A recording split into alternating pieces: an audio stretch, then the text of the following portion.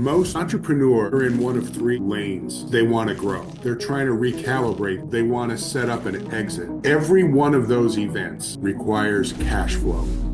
We as entrepreneurs think we're one big deal away from fixing everything. In 93, I realized that was all a lie. So it wasn't the amount of revenue I was making, it was how I'm using my money. How many businesses, in your experience, are operating in this fashion? I haven't come across a company that is running 100% efficiently. 61% of small business owners suffer from chronic or cyclical cash flow issues. Here's what I found in 41 years of working with business owners. All of these cash flow issues are... You can talk to someone once. What do you want to tell them? Just ask yourself this question. Is your advisor focusing on... Hey, everyone. Welcome to We Rise Together. And if you're back, we're so glad you're back. If you're here for the first time, welcome. We are so excited that you're here, that you found us, and we're so excited, all of you, that you're back. And we've got a really amazing guest today. The reason I have him on the show today is I have a dear friend that you have seen me do his interview here on We Rise Together, named Troy Aberley. And Troy and I were talking one day, and he called me up. He's like, hey, there's this guy. You got to interview him. A lot of people that watch your show, listen to your show. He's got great insight, really amazing things that we're going to talk about with business. And he said, you got to have him on the show. And I'm like, all right, done. Let's do it. So we set it up. So ladies and gentlemen, I want to introduce you to Tim Yurek. Tim, welcome to We Rise Together. Christopher, thanks for having me, and it is my pleasure to be here.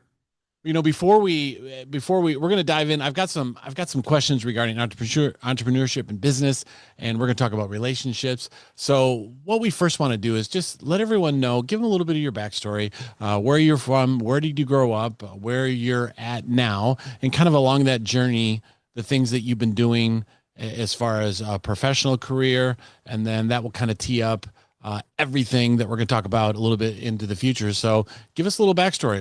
Where'd you grow up, and all those different things. Let's get into that. Yeah, so I'm a native of Northeast Pennsylvania, the Wilkes-Barre-Scranton area in Pennsylvania, the coal mining region, as they say.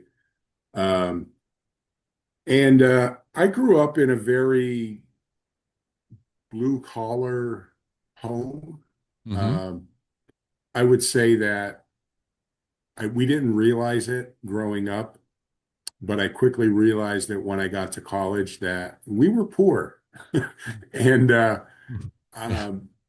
but like I never felt it, and it was never an issue because pretty much everybody was in the same boat. My dad worked for the coal mining companies in Northeast Pennsylvania. He was a welder. My mom was, for the most part, a stay-at-home mom. She had a cousin who owned a pizza restaurant, and she used to help him out once in a while. But the reality is that, our parents didn't have a lot, but they gave us everything, meaning like all the things we needed to be functioning and successful in life. We didn't have a lot of rules in our house, but when you broke them, you paid the price. I think that's probably something that's missing from today's society. But the reality is, we are where we are.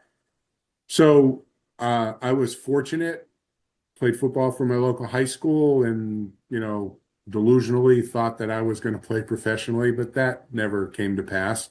But I did play in college, and I went to a small Division III school in central Pennsylvania, Dickinson College, and, became a team leader, was captain my senior year. And, it was a great experience. I graduated with a degree in economics and figured I wanted to do something with my degree. Well, it soon, Christopher, became apparent that I had three paths. One would be to get into teaching, and I just didn't see myself in that vein. The other was to get into some type of retail sales, which would basically be banking, investments, or insurance. Okay. So we had a gentleman in our community who was a very successful life insurance agent, Mm-hmm. and he said, "Listen, you should probably look into the insurance path Mm-hmm. only because you're a relationship person and the insurance industry is a relationship industry, meaning that most like the financial services industries at the time, investments, banking, insurance, banking and investments were primarily transactional businesses, where insurance was relationship oriented. Mm-hmm. And so I chose that path. And funny story, there's a test that you have to take to see if you're psychologically capable of being successful in the insurance industry. I failed it 6 times. And I don't know if I passed it the last time, but some guy from John Hancock took a flyer on me. And I told him that day that that was going to be the best decision that he ever made. And it turned out when I left his agency, I was second in the agency, and the guy that was ahead of me had been in the industry like 35 years. Um, and the reason I left, by the way, is because I Mm-hmm. wanted to work primarily with business owners. I was always an entrepreneur growing up. I always had a side hustle, whether it was cutting lawns, raking leaves, moving furniture, whatever I can do to make money. Because again, with our background, if I wanted a pair of sneakers or a baseball glove, I couldn't ask my parents for the money for it because they didn't have it. Mm-hmm. So, but they did encourage me to work to do it, to make the money to pay for whatever it was I wanted. So I got those values sort of instilled in me. And you know, my dad, my parents never had a checking account until my dad was 75 years old. And the only reason he got a checking account was because at the time, Social Security was going to direct deposit because people were stealing checks out of people's mailboxes. Mm-hmm. So, from an area of precaution, my dad fought it till the end. And then he said, you know, the more I think about it, if they write the check on the 26th, which they did at the time, and it gets to my account by the 27th, and I die, let's say within 3 or 4 days of that, then we get to keep the check. So it's like, hey. And so fast forward, my dad died on August 29th. So he beat the system in his eyes because he got the checking account. But my point is, we didn't have checking accounts. We didn't have credit cards. Mm-hmm. My dad's philosophy was if you can't afford to pay cash, you don't need it. Mm-hmm. So we would buy cars that cost $600. Mm-hmm. That was a lot of money to us. Mm-hmm. But my dad would save money in a coffee can, and then when he had enough money, we would buy the car. And believe me, it wasn't a new car. But When was so your dad that's born? When was he born? So he was born in 1922. okay, 22. So he went through the Great Depression. He went through the Great Depression. He was I guess, the greatest generation, they called it. He served in World War II. I was gonna say, did he serve Uh, in World War II? Okay, he did. Okay. yeah, in the Navy. And, so that was our background. Mm. And That was your I took, background. That's how you were brought up. I mean, that was your financial base. yes. Yeah. So I was sort of raised as, like, although I'm a baby boomer, I was raised as the greatest generation because, that was, to this day, I connect really well with people much older than me. Mhm. Um, and that was a big thing when I was in my 20s and 30s. And now that I'm in my 60s, there's not a lot of them around. My wife and I just went and watched a documentary on World War II, and it was Yeah, played at the local theater. And it was the producer was from our local area, and it yeah, was about 2 hours long, but it was absolutely amazing. It went through, the so where I'm in Detroit, we have Willow Run Airport, and Willow Run also was where a lot of the factories were for the built cars. And then at one point in time, all the car factories flipped over and were making tanks and bombers and planes. And it talked about the Rosie the Riveters that all lived around here that yeah. worked out there. And you talk about an amazing generation. Yeah, it was incredible. My grandfather went through World War II, went through the Great Depression. Um, Tim, it's so funny. He had the lowest watt bulbs he could put in every single one of his lights in his house. I'm like, Pa, turn the lights up. But he couldn't because he had like 2 watt or whatever bulbs, and he cut his own hair, and he drove an old car. And it's funny you mentioned the old car. All of our children have what's called a POS, piece of,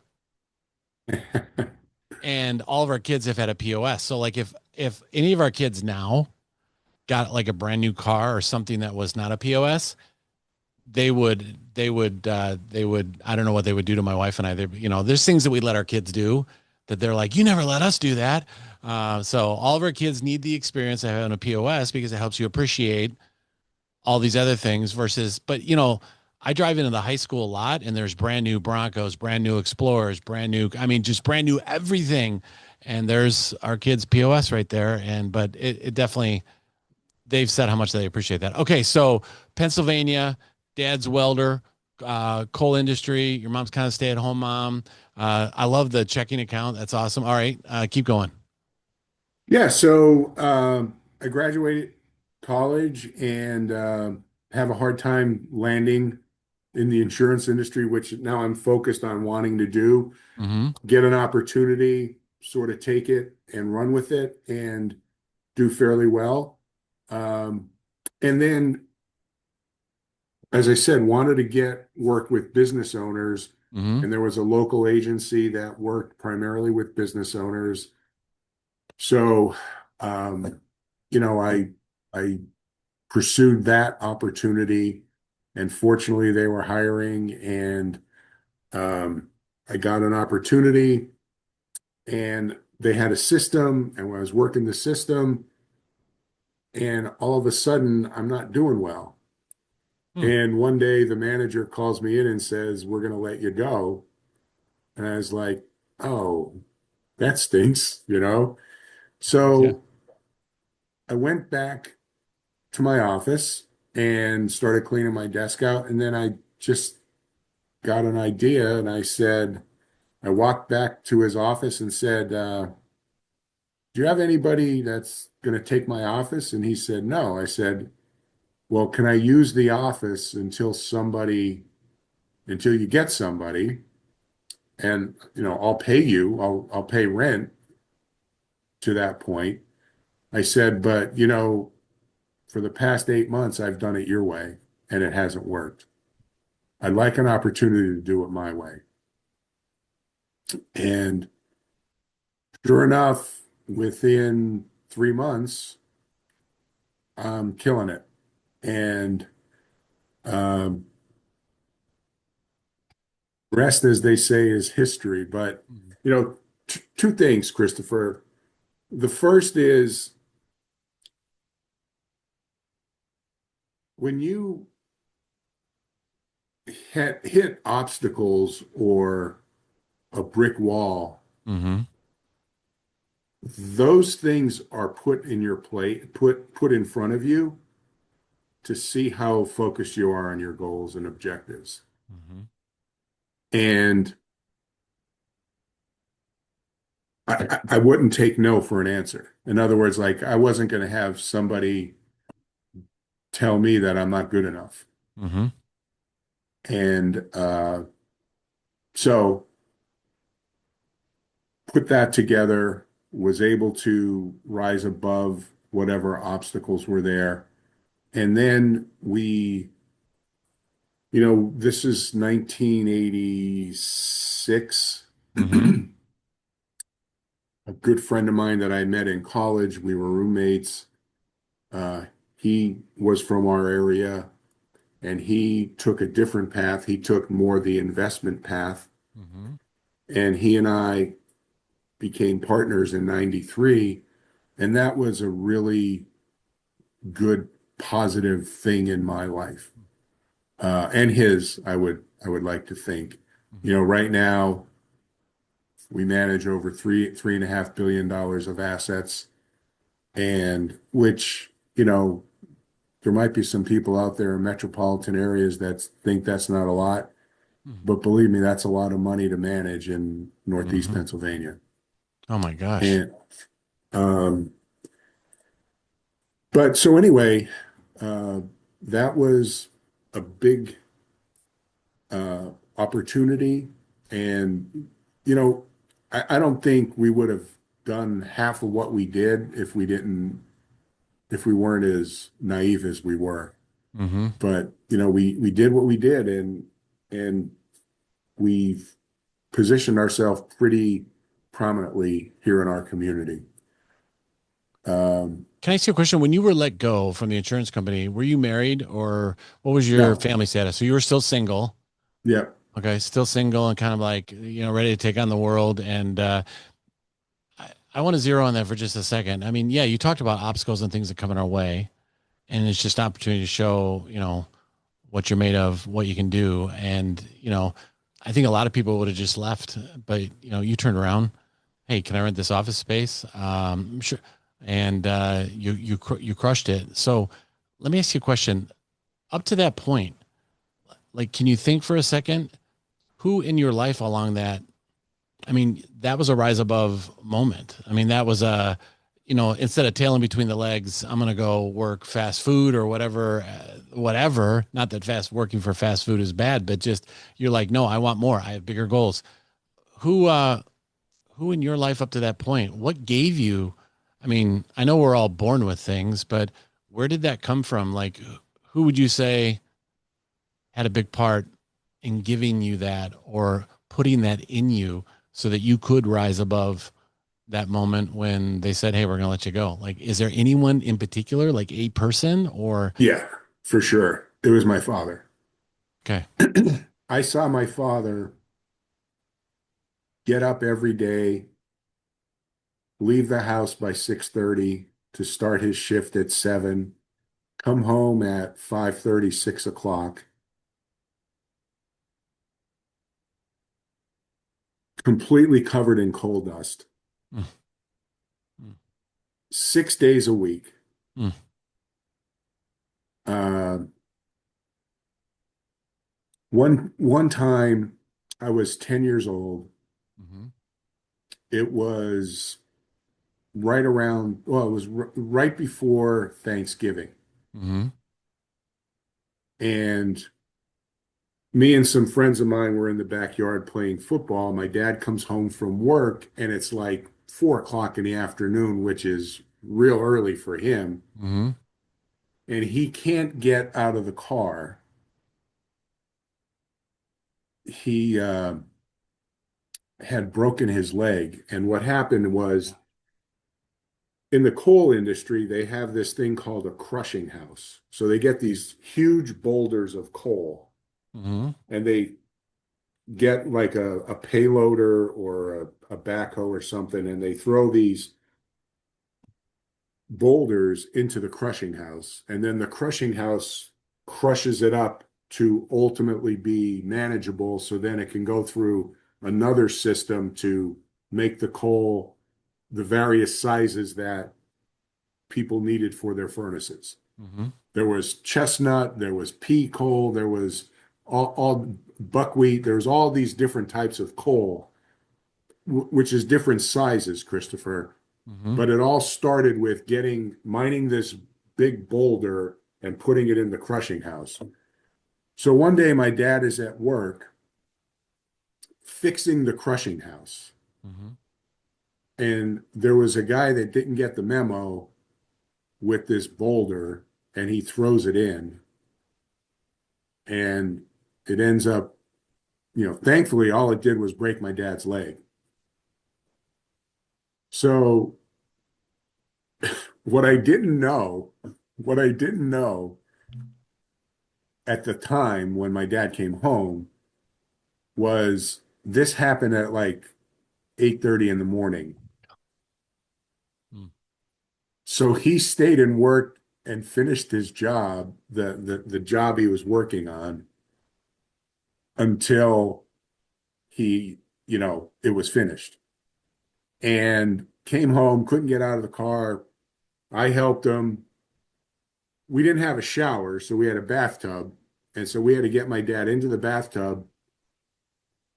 My mom washed him up, got him out, got him dressed, took him to the hospital, and he was, he had a broken leg. So he was out of work for, I guess, 6, 8 weeks. Mm. When you live pay to pay, missing one pay is difficult. Mm. Make that 6, 8 pays, it's tough. Yeah. Now, this was Thanksgiving, right Mm-hmm. around Thanksgiving. So that Christmas, me, my brother, and my sister, there were three children. We knew that Christmas wasn't going to be a great Christmas. Yeah. So, as fate, and I'll tell you what we got. My sister got a doll. My brother got a set of marking pens, different various colors, Mm-hmm. and I got the talking football. You would remember that the game talking football. Mm-hmm. Mm-hmm. Um, I think the total my parents were able to spend on Christmas that year was like $8. But I'll tell you something. 2 days before Christmas, now we're not going to have Christmas dinner Mm-hmm. because there's just no money to buy it. Now Yeah. at that point, we lived off of the generosity and charity of our neighbors and our family. Mm-hmm. And so 2 days before Christmas, we got a huge snowstorm. And this was like, I don't know, 12, 14 inches. Pennsylvania style snowstorm. Yes. Mm-hmm. And my brother and I used to go shoveling snow to make money. Mm-hmm. And that year, every house that we normally would knock on and they'd say, no, no, no. This is Saturday before Christmas, which is like Monday. Mm-hmm. And it's like, honestly, Christopher, it's like the uh, the floodgates open, and everybody who would normally say no said yes. We didn't travel very far, and we had a pocket full of money. I'll tell you how much money we made. We made $25, which, back in 1972 was a lot of money. Yeah. Oh yeah. So when we got home, we gave the money to our parents, and my mom went to the grocery store and bought Christmas dinner. And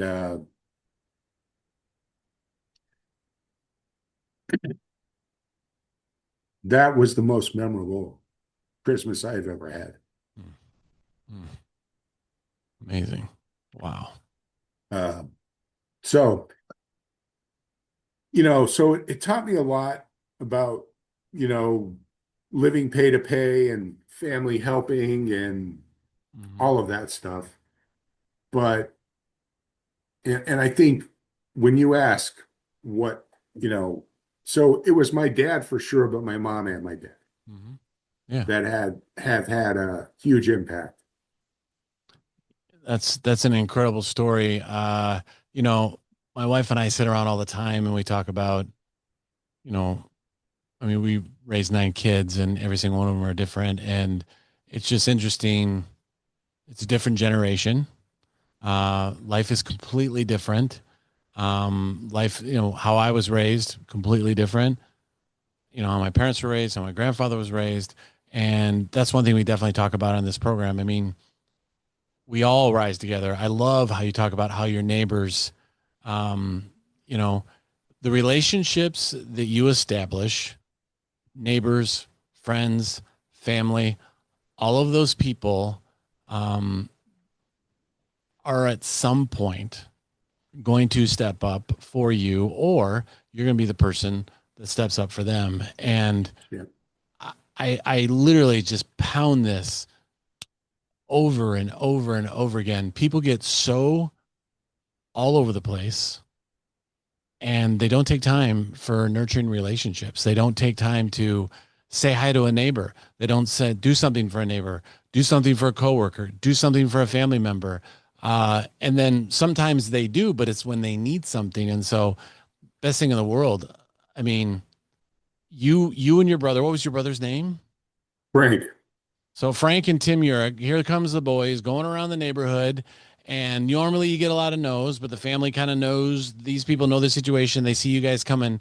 And one of the things is they knew you. They had to have liked you. And they had to have a little bit of trust in these young men that they're not going to do something crazy and they're going to actually do a good job and they're going to pay you for it. We always talk about know, like, and trust, getting people to know you, like you, and trust you. And if you lay that foundation of know, like, and trust in everything that you do, it's a game changer in business, family, life, everything. And that story you told about your dad, that's so inspiring because that we just watched that World War II documentary. Yeah. These guys came home and what they saw, what they experienced, and what they went through was horrible. And they had to very, very quickly adjust, get through it. And yeah, my wife Googled, Tim, there's only about 40, she Googled, there's 40,000 ish of these people, men and women that are left that are from that period of time that served in World War II that are still Yeah. alive. I mean, you think about the population of the United States, Yeah. that's not a whole lot of people. And every year we have our 4th of July parade. There was usually like, I remember as a kid, there's like 20 cars and it has where they served on the side of the car. And they were sitting in the convertible or there and they're waving. And they got their military every year. It gets shorter and shorter, shorter. I think last year there were 2 cars. There were two Yeah. cars. And I did an interview with my grandfather, which I'm going to put on We Rise Together. And I think I just have the audio, but that's awesome. Well, I love that story. Your dad, your mom definitely inspired you to rise where you're at today. And I love the story about the insurance bank. Okay. I want to fast forward just a little bit because one thing that my friend Troy, you're friends with too as well, said, Christopher, you want to get into entrepreneurship, business owners. One thing that people are gigantically not prepared for is what their current situation is, how they need to be setting themselves up, and then how they need to be thinking about the future and what they can do. And I know that you've done some amazing things for Troy, and he's making some gigantic changes in his business and his family. And it's financially for him, it's huge. So let's laser focus and talk to the entrepreneurs, the business owners. This is something that they don't teach you. Entrepreneurship is go, go, go, go, go, and you can do this, and motivation, and and just but along that process, not preparing yourself financially, doing the right turning the right levers, so to speak, for business. Right. um, let's give some advice and let's talk to those business owners and entrepreneurs. You help people all day long do this. Let's pick 2 or 3 really big ones that they need to start scratching their heads going, I need to talk to somebody about this. Absolutely. So an entrepreneur most are in one of three lanes, if you will. One is they want to grow. Mm-hmm. The second is they're trying to recalibrate because things just aren't clicking for them. Mm-hmm. And the third is they want to set up an exit. They're doing pretty well, but they don't have a clear path to an exit from their business. Every one of those events, whether you're growing, Mm-hmm. recalibrating, or trying to exit, Mm-hmm. requires money, requires cash flow. Mm-hmm. So I want to fast forward to or go back to 1993. It's Christmas time. I'm at my parents' house. Mm-hmm. We're sitting around talking about the good old days. And the good old days, we talked about the Christmas of 72, Mm-hmm. uh, when we were able to shovel snow and have enough for Christmas dinner. But we're talking about also the time where my dad, he would come home from work, he would get paid on Thursdays. And some Thursdays he would come home without his pay. And then my mom would literally after dinner get me, my brother, and my sister, put us in the car, and we would literally sit in front of some guy's house who lived like 6, 8 miles away and wait for him to come home to get my dad's pay. Mm. Wow. And it didn't happen all the time, Christopher, but it happened occasionally. Mm-hmm. Now, we're talking about the time where we got my dad's pay and the car wouldn't start. So then we had to call my uncle who came, and this is before cell phones. Mm-hmm. So we had to knock on the guy's door, use the phone. My uncle comes and picks us up. Car won't start. So we end up, getting a ride home, and then we had to have the car towed. Mm-hmm. So Christmas of 93, we're sitting around talking about it. Now, I'm like, I don't know, 8 years old, 10 years old, 12 years old. I don't know how old I was when this happened, Mm-hmm. but now I'm 30 years old and I'm like, Ma, what were we doing there? And she said, waiting for daddy's pay. And my response was, why didn't you just wait till the next day? And the look she shot me, and she said, honey, if I didn't have daddy's pay, they were going to probably turn off the electricity or the water or the gas or something. Mm-hmm. And here's the line that hit me like a baseball bat across the forehead. She said, we lived pay to pay. And here's why it hit me. Mm-hmm. At that point in my life, I'm not married. I have a house. I have a mortgage, but I'm buried in credit card debt. I'm buried in car payment. I'm buried in mortgage payment because I refinanced from a 30 to a 15. And I'm living pay to pay, Mm-hmm. despite the fact at that point in my life, I'm making 6 to 7 times what my dad ever made in 1 year, and he raised 3 kids on it. Mm-hmm. And I was like, oh my gosh, I'm living pay to pay. Mm-hmm. And it became apparent to me, we as entrepreneurs think two things. Number one, we're one big deal away from fixing everything. True? How many times, if you're watching this and you're listening to this, how many times have you said that to yourself along your journey? Yes. Mm-hmm. The deal comes, you get it, and all of a sudden the money's gone. Mm-hmm. Okay? And the second thing is that we can work our way out of any pickle. Mm-hmm. Okay? Because the reason we're not getting ahead is we don't make enough revenue. And I'm here to tell you, in 93, I realized that was all a lie. I had big deals and squandered the money, and I was making really good money. So it wasn't the amount of revenue I was making, Mm-hmm. it was how I'm using my money. Mm-hmm. So I made some adjustments, and all of a sudden, cash is starting to appear in my checking account, all because of the adjustments I was making. Mm-hmm. And I'm thinking, okay, we're onto something. Then I was introduced to a gentleman who had a financial planning process Mm-hmm. geared around finding money within your current cash flow to save more money. Now, at this time, I'm working with business owners, and I would knock on your door and I'd say, hey, Christopher, I'm Tim Yurek. I'm here to solve all your business problems, exit planning, succession planning, key person retention planning.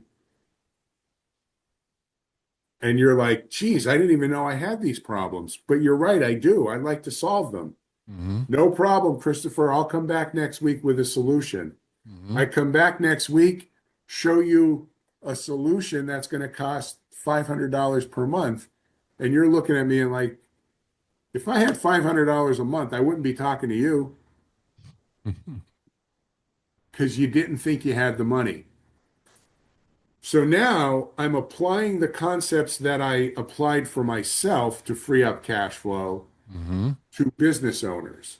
Mm-hmm. And all of a sudden, people who were saying no because they didn't think they had the money, all of a sudden they had the money Mm-hmm. to solve the problem that they didn't even realize they had. And all of a sudden, they were getting more, they were experiencing better cash flow, more accessibility to their own money, and solving a problem. So we got $1 solving literally doing three jobs, Mm-hmm. and all of a sudden their lives and their families' lives are much better. Mm-hmm. So I'll give you a couple examples. Mm-hmm. I worked with a business that had five partners. One of the partners got sick. They started this business because they worked for a local business that sold to a national entity, and the national entity came in and said the location that they worked in wasn't large enough to match their footprint. So they closed that location. Mm-hmm. And now these five individuals, it was a neighborhood that they had grown up in, Mm-hmm. they're all out of a job. Mm-hmm. So they go do a feasibility study, and it says that that neighborhood could support one of these businesses. So they go out, they open this business, they borrow $2 million, and they get really good at turning over their inventory, and they pay off a 20-year mortgage in 8 years. Mm-hmm. And then about 2.5 years later, they do another feasibility study and they open up a second location. Mm-hmm. So they came to me because one of the partners got sick, Mm-hmm. had been working, they had been paying him for about 7 years. Mm-hmm. And it just got to be a situation where they needed to buy him out, but they didn't have the money to buy him out, or so they thought. So Yes. we sit down, we're talking in my conference room. My daughter, Olivia, who works with me, is in on the meeting with me. The four partners, the one brother who was ill wasn't there, and we explained to them that we can find the money to do this, but you also have another problem which surfaced in our conversations, that the other four partners said, hey, if we were the one that got sick, we would have been screwed also. Mm-hmm. So we need to set up an exit plan for ourselves, Mm-hmm. as well as buy out this other brother. So our industry is really good at showing us how to put a price tag on the problem. Mm-hmm. And the price tag was $25,000 per month Mm-hmm. to buy out the one brother and Mm-hmm. to set up an exit for the other four. Mm-hmm. Well, they're like, I turned to the CFO, how much cash flow do you have? If we really tighten our belts, we got 5 grand a month, but we're going to have to make some cuts. Mm-hmm. And they said, well, we can't solve this problem. I said, one of the things that I think separates me from other advisors is Mm-hmm. that we really help our clients to become granular on the problems that they're Mm-hmm. experiencing, Mm-hmm. the cost to solve those problems, and more importantly, the cost for not solving the problem. Mm-hmm. And when we show them the impact of not solving the problem, it becomes very motivational for them to want to solve the problem. So we said, what if I were to tell you, and by the way, we had done evaluation for the business, so we knew their financials and we used the financials to come up with a solution that was in their cash flow.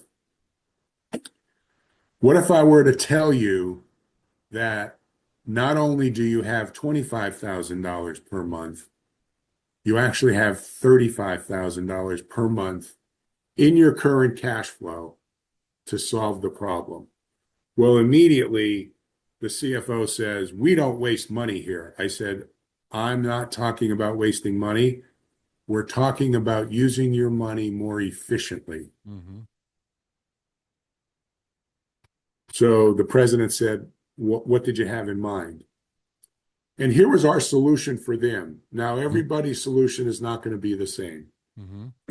Our solution for them, Christopher, was they had 3 loans. We combined the loans.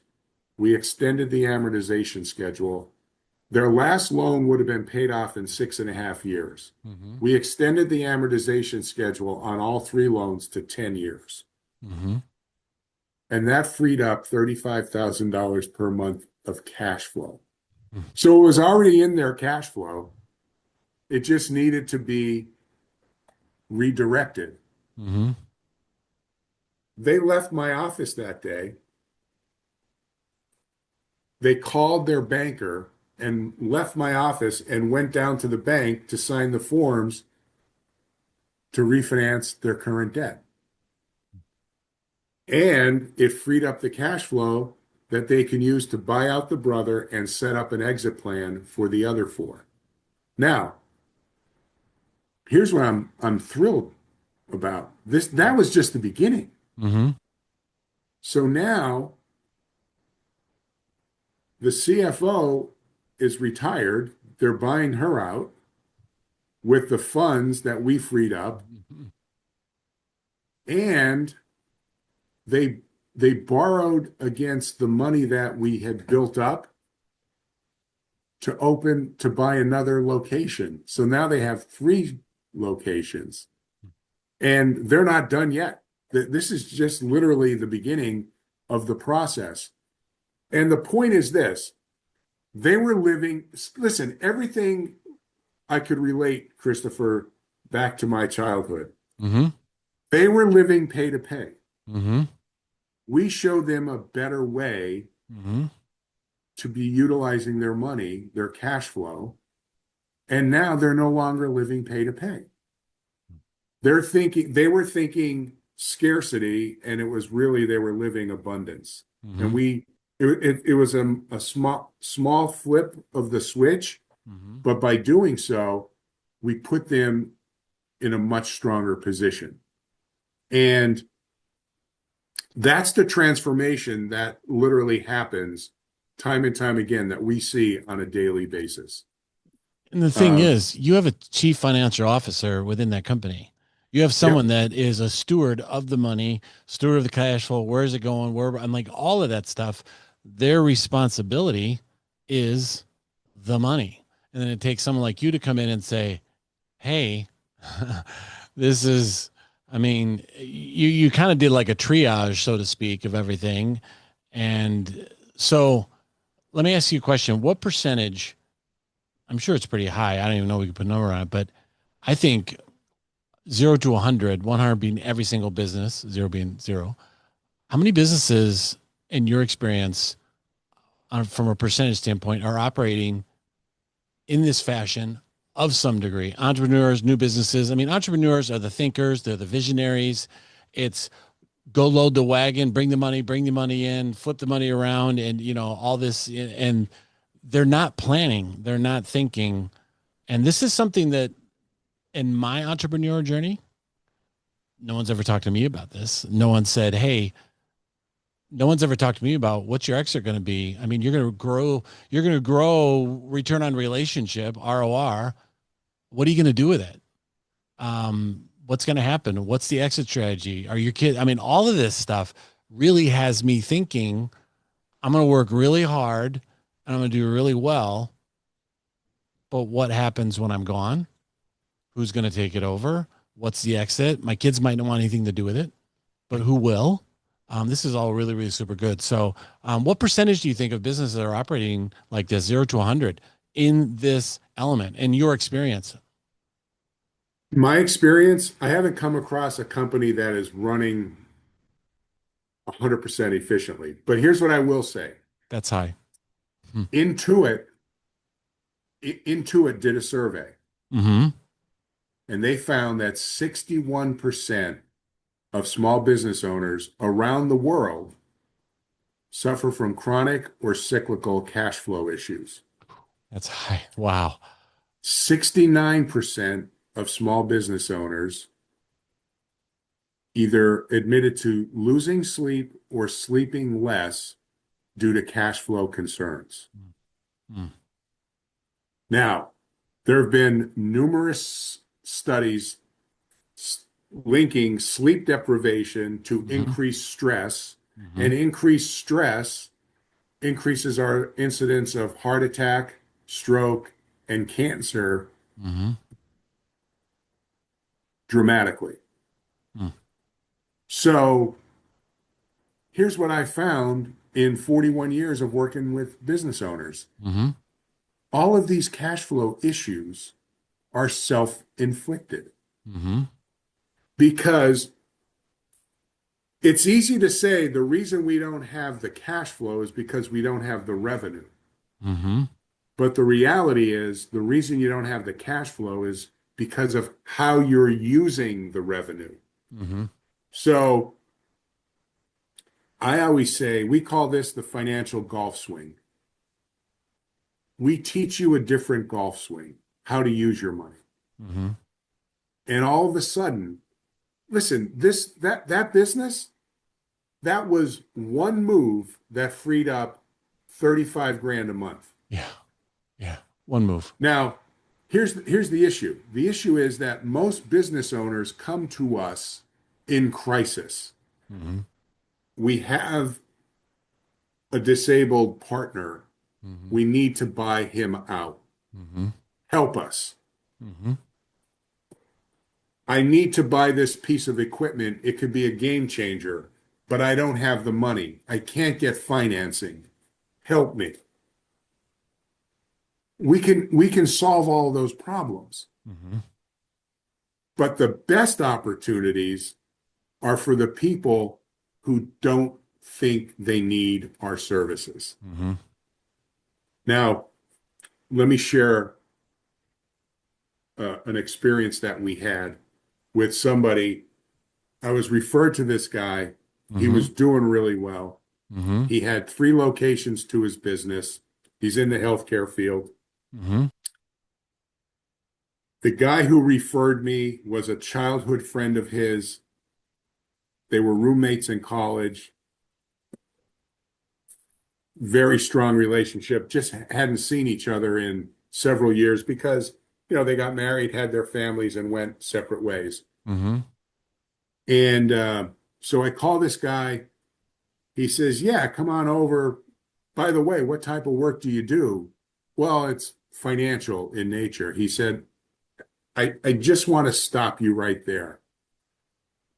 I have 2 financial advisors. Mm-hmm. And I meet with my CPA every month. If there was something I needed to know, these folks would have told me. And my response was, hey, listen, nobody has the market cornered on good ideas. Maybe I could give you a good idea, or maybe I can't. Mm-hmm. But here's what I do know. You're a friend of Jeff's. Jeff is a friend of mine. Mm-hmm. The worst thing that's going to come out of this meeting is that we're both going to make a new friend. And he said, come on over. I'll give you a half hour. Mm-hmm. So I get there, and sure enough, Christopher, this guy's got $1 million in his retirement account. He's in his early 40s. He's got $2 million of real estate, and he's got 1.5 million in business equity. So he's sitting on $4.5 million net worth. He owns the real estate on each one of his locations. He's doing pretty well. But, So, but, so but, I ask him, he tells me a little bit about his debt situation. And again, his debt is he's got these two loans, two business loans, and an open credit line. And I said, were these loans created to open up a location to your business? He said, no, I pay my quarterly taxes with draws on my credit line. hmm. And then I don't pay back what I draw, and then I borrow again. And then eventually the loan gets maxed out. The line gets maxed out. The bank terms it out. And that's basically just saying they take this open credit line that's now maxed out Mm-hmm. and they make it a 5-year loan or a 7-year loan, a term loan. Mm-hmm. Okay. So we had two term loans. One was in its second year, the other one was in its fifth year, Mm-hmm. and he has an open credit line. I said, oh, okay. Well, when you open a location, what do you do? He goes, oh, I pay cash. I don't open a location unless I could pay cash. Mm-hmm. So I'm thinking in the back of my mind, there's some cash flow here. He just doesn't realize it. Then we got granular on what he was looking to accomplish. He wanted to grow faster. Mm-hmm. He wanted to open up more locations, and he wanted to have an exit that was over and above him selling his business. Mm-hmm. So he needed this exit plan. Mm-hmm. So sure enough, we find 5 grand a month. But believe me when I tell you, that was literally the tip of the iceberg. That was just like getting them used to the process. Mm-hmm. Within 2 or 3 years, we found another 12 grand a month. Mm-hmm. And now he's able to save for his exit. So, but here's the greatest part of this story. Mm-hmm. Oh, when I asked him, when I said, so you term out the loan, open up a new credit line, the banks must love you. And he said, well, that's the way I do it. And my response was, does that make it right? And his response was, well, what would you do? And I said, well, would it be worth 45 minutes of your time if I could teach you a process where you would never, ever have to borrow on a credit line ever to pay your taxes? Would that be worth it? He said, absolutely. Come back the next week, show him the process, get granular on what he really, really wants, what obstacles were ahead of him, and what he's done so far to overcome those obstacles. And all of a sudden, we put a plan together for 5 grand a month. This is October of 2019. Mm-hmm. Fast forward to July 8th of 2019. I know it because it was a text message he sent me. He left his CPA's office that day. Tim, I just want you to know that I left Brian's office. Brian is his CPA. Mm-hmm. We filed our 2019 taxes on extension. And I want you to know that we had enough money set aside to pay our 2019 tax liability, but better yet, we have enough money for our September quarterly, our January quarterly, and what we estimate we might need to settle our taxes for 2020. Thanks for all you do for me and my family.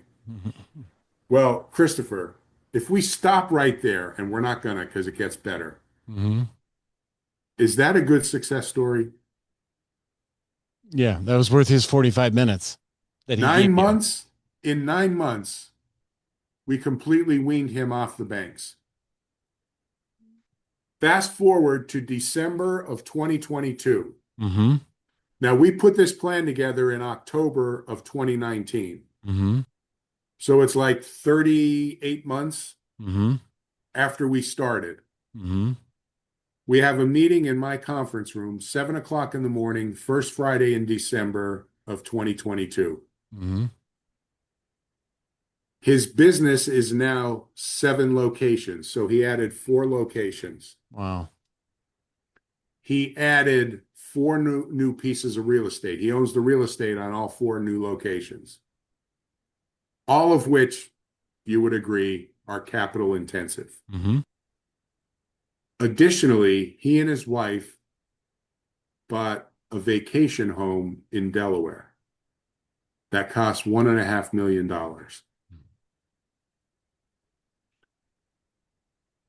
And we're sitting at my table.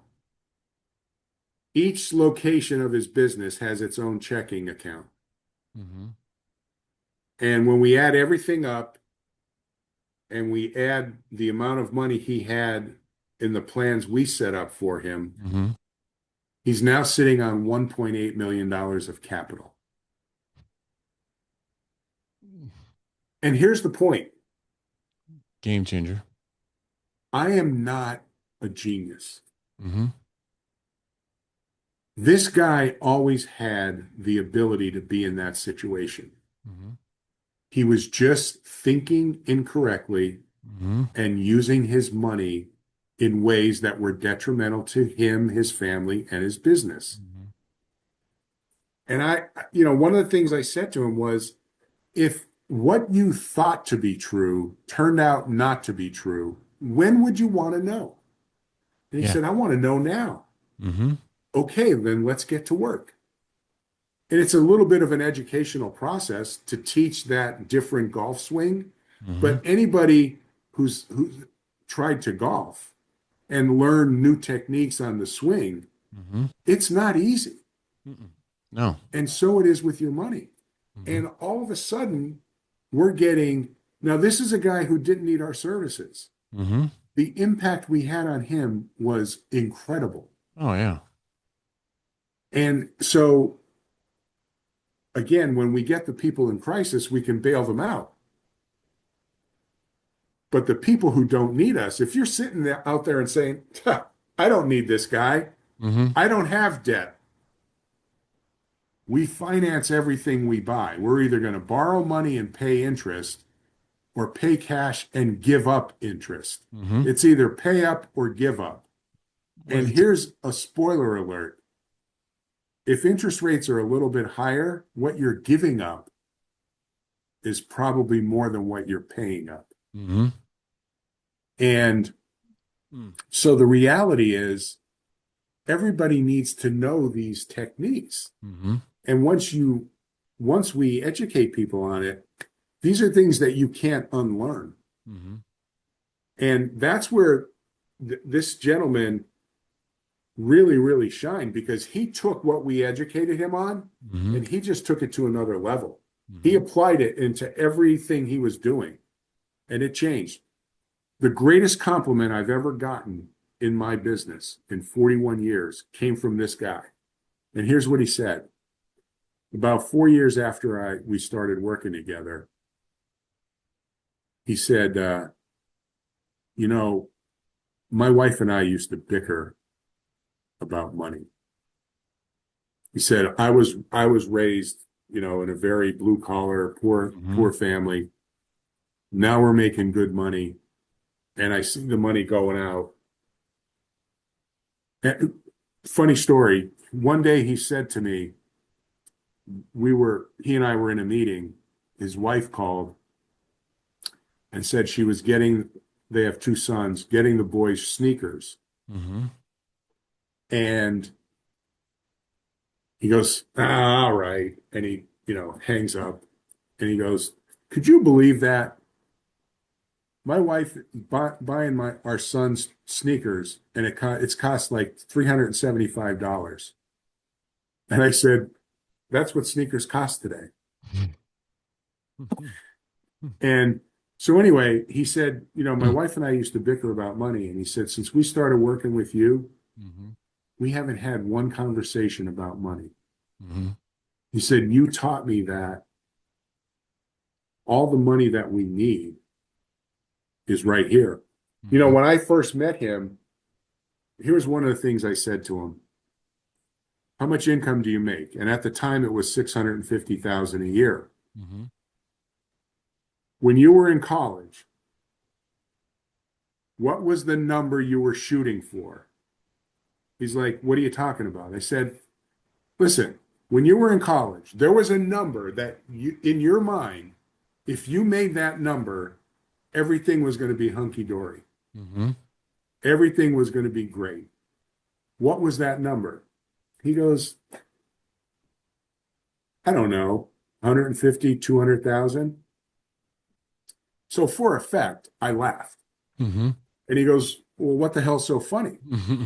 And I said, isn't it ironic that you're making 2 to 3 times what you ever dreamed you could make? Mm-hmm. And I'm sorry, 3 to 4 times what you ever dreamed you could make. And you can't pay your damn taxes without taking a draw on the credit line. So my point is that it wasn't the amount of income or revenue that was holding him back. It was how he was using it. Once we Mm-hmm. changed that, that was a big game changer for him, his family, and his business. Mm-hmm. And so, now he's in a much different situation, only because of of all the work that we did together. I'm a big fan of Stephen Covey, and Stephen Covey says, begin with the end in mind. And I apply that to so much. I mean, from a spiritual standpoint, begin with the end in mind. Where'd I come from? Where am I going after I'm not on this earth anymore? Begin with the end in mind. And I've been applying that a lot to my life because when I enter a situation, I'm going to enter this situation beginning, thinking with the end in mind, whether it be a relationship with one of your kids or something with your wife or something with your business. So as you're watching and listening to this today, think about, I mean, you asked that guy for 45 minutes, the least thing he'll walk away with, you guys will be friends, you'll have a relationship. And so one thing I'm really picking up in here, that's something that I've learned. This is an element, I think, as we rise together, the name of this podcast, you need to have people, you need to have different kinds of people that you have relationships with. And I think one thing I've run into is there's a lot of people that have a lot of friends that do this or a lot of friends that do this. And from a financial standpoint, as you're an entrepreneur and a business owner, build relationships with people where you're not the smartest person in the room, that you have somebody that can show you how you can realign the chairs on the deck and be able to make these type of changes. Like you said, I have a friend of mine that said his goal was to be financially solid enough so that his wife could call him on the way home to tell him the house that she just bought. Like he wants to have enough money, be like his wife could call him home and say, I just bought a house on the beach at such and such, and not have him freak out or just be like, oh my gosh, like to be sound enough that she could go make that purchase and there's no dent at all and no worry at all. For some people, it's going to be an expensive pair of shoes.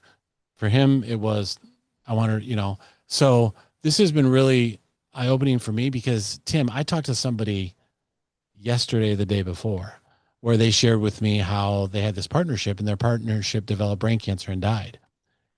One of his big struggles that he has right now as an entrepreneur in his business is taking on everything that partner had, but also there's a lot of financials to that too as well. And so they need someone to be able to give that advice. So begin with the end in mind, have a relationship in different aspects. And I think having someone like you that has that mindset, the money's there.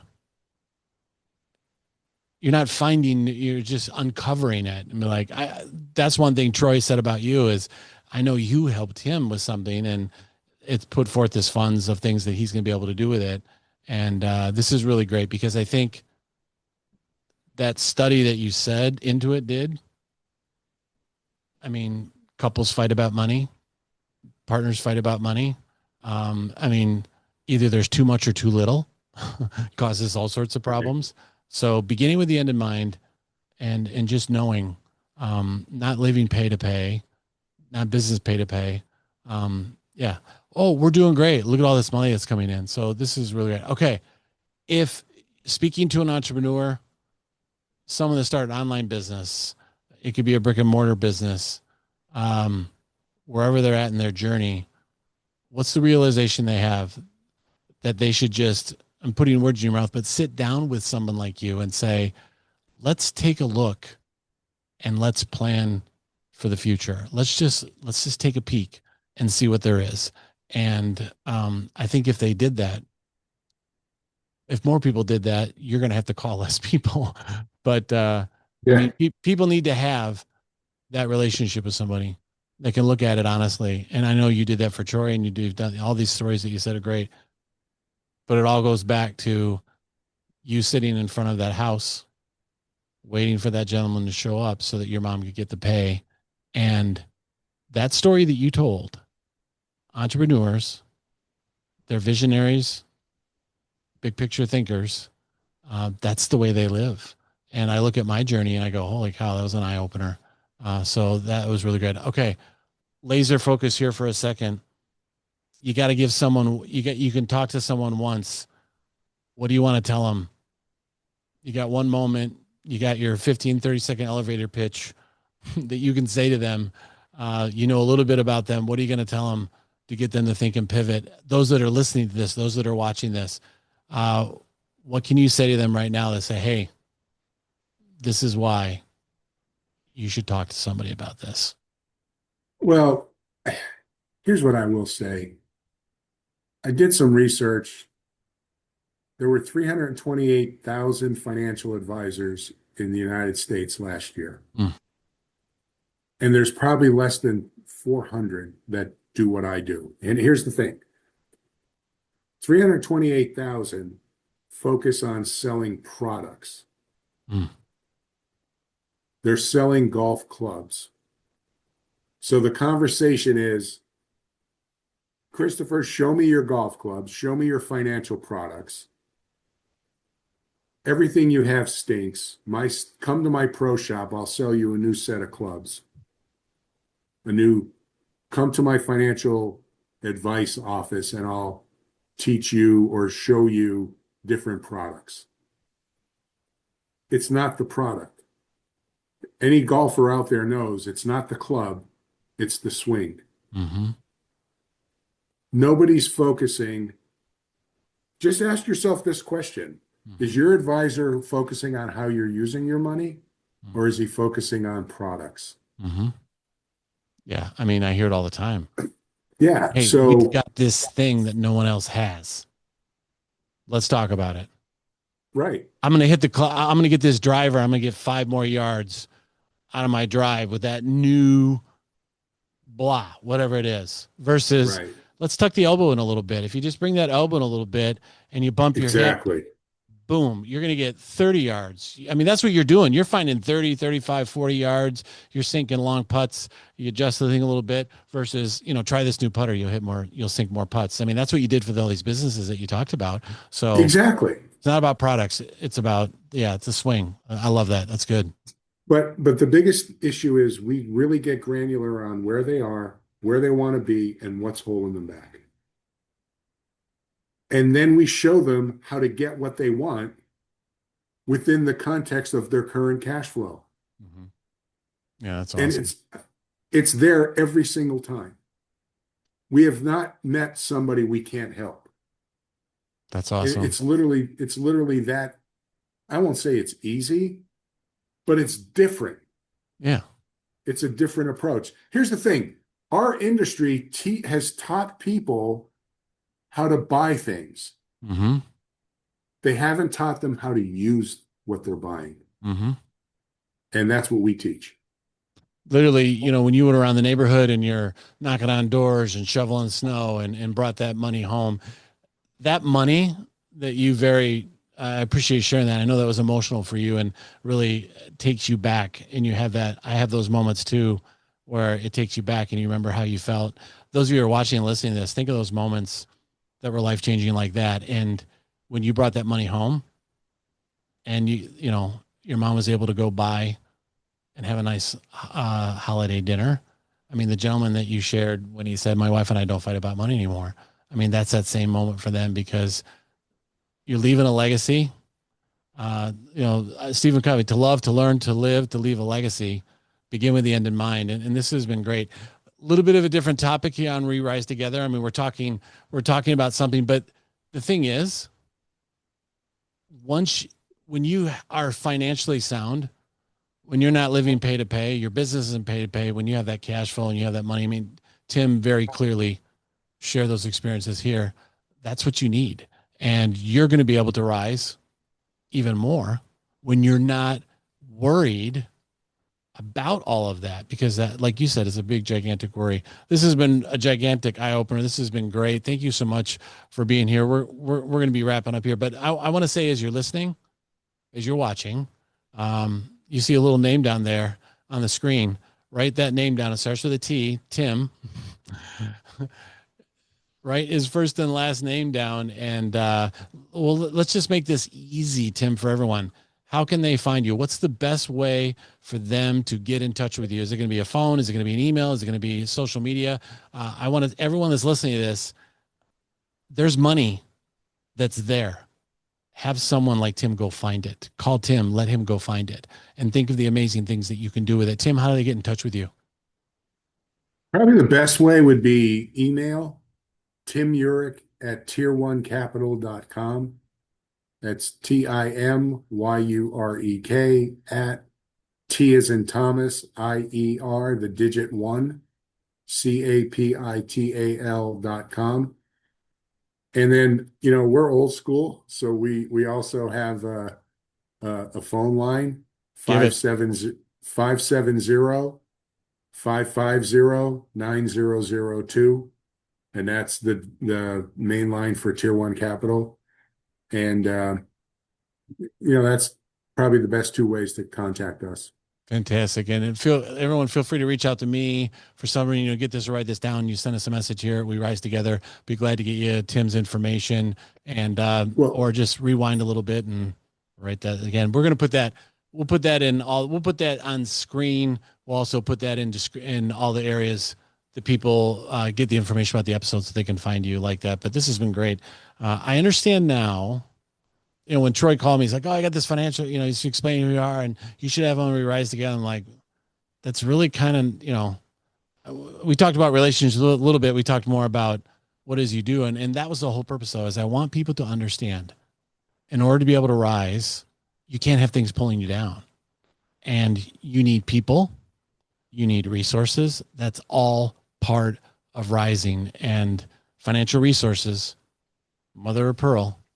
There's great things you can do with money. There's impact and influence that you can have in people's lives. All the relationships, Tim, that I have was, sending gifts, sending notes, making a financial investment in something that I sent to someone that they said, "Thank you for recognizing me. And this is so kind of you. Thank you." If I had more of that, just think of the people that I could be reaching out to and I could be blessing and I could be doing things for. So I'm going to have to do some of that finding too as well. So thank you so much for being here. You're watching We Rise Together. Thank you for being here. If you're here for the first time, thank you for coming back. We try and do some different things, have some different people here. There's a lot of aspects that help us rise. And this one we talked about today can have a huge impact on where you go. Begin with the end in mind, everyone. Thanks, Tim. Appreciate you being here, my friend. Thank you so much. Thanks for having me, Christopher. It's been a pleasure. See you, everybody.